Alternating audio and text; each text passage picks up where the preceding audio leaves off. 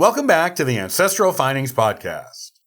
Wallace Nutting was once a household name, and he's still an example of deep creativity and entrepreneurship.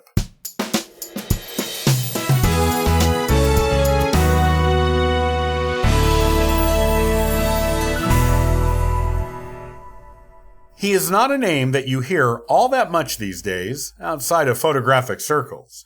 But there was once a time when his photography graced nearly every home in the United States. This is the story of Wallace Nutting, a photographer and entrepreneur who would go on to sell millions of prints over the course of his life, and spawn a collector's market that is still going strong to this day. Let me show you about his origins, what led to his photography, and what we all have to gain from his work and his entrepreneurship. Back to the beginnings. We'll start with Wallace's early life and some of the things that he got into over the years before becoming a photographer. And you'll soon see that his willingness to dive into anything made him truly one of a kind. Interestingly enough, Wallace was born in a place called Rock Bottom in Massachusetts. This was on November 17th, 1861. Born the second child of Albion and Elizabeth Nutting. As a boy, Wallace's father was killed in the Civil War, and this led to him moving around a lot as he bounced between the homes of his relatives. He graduated from an Augusta, Maine high school, then went on to study at several universities, including Phillips Exeter, Harvard, Hartford Theological Seminary, and the Union Theological Seminary. His educational career was a stunning one. In 1887, he graduated from Harvard, then went on to earn a Doctor of Divinity at Whitman in 1893, plus an honorary doctorate in humanities from Washington and Jefferson College, though the honorary doctorate came later in life, during 1938. Wallace's adult life. In 1888, Wallace married Marriott Griswold. The couple never had children, but Wallace's adult life was nonetheless an active one. Over the years, he served as a minister, artist, antiquarian, author, furniture maker, lecturer, and in later years, photographer. His early career saw him traveling around the United States as a congregational minister, preaching in places like Providence, Minneapolis, Seattle, and Freiburg, Maine. However, this calling was cut short when Wallace was only 43. He suffered from a condition called neurasthenia, which is a type of neurological weakness that interferes with movement. After his retirement, he turned to bicycling for his health and photography. Booming business defines a region.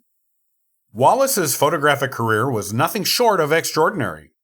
It started on those bicycle forays and grew into an empire that not only saw his imagery in millions of households across the United States, but is also largely responsible for the way we tend to think of Connecticut as a picturesque, pastoral place.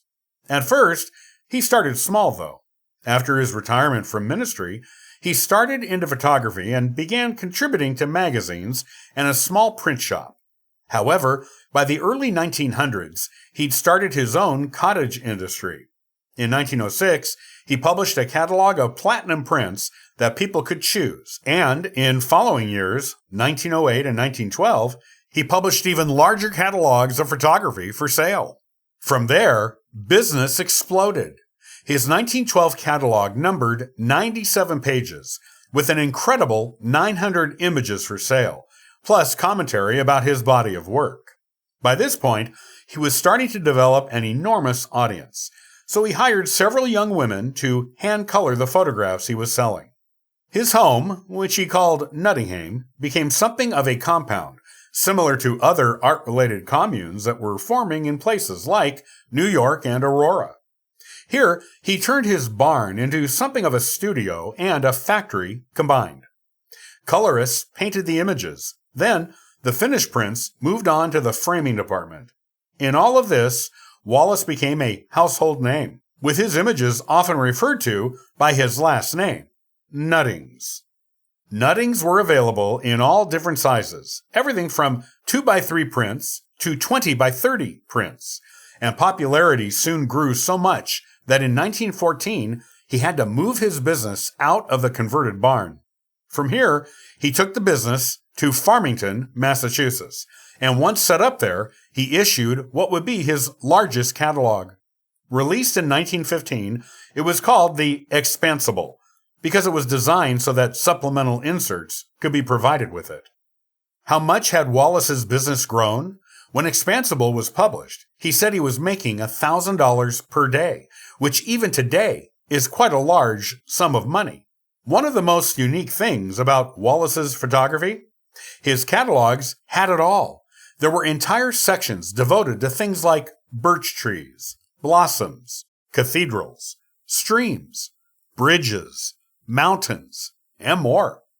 The Expansible had 19 different categories, with each print selling for $1.25 to $20, all in different sizes and with different options for frames.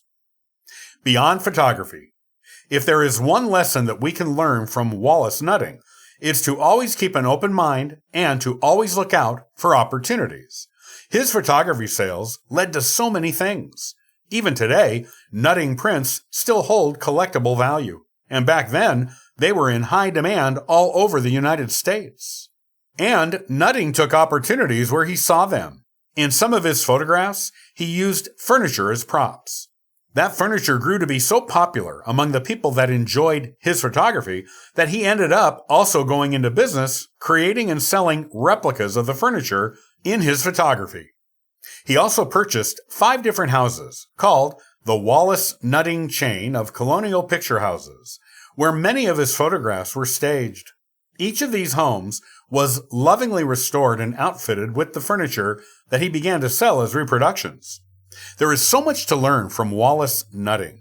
The entrepreneurial spirit is an inspiration to us all, and his photographs hold such beauty that they were once among the most prominent artworks in American homes. Most of all, whether you apply it to business ventures or to the art-making process, perhaps the biggest thing we can all learn from Wallace is to always keep an open mind and look out for opportunities as they present themselves.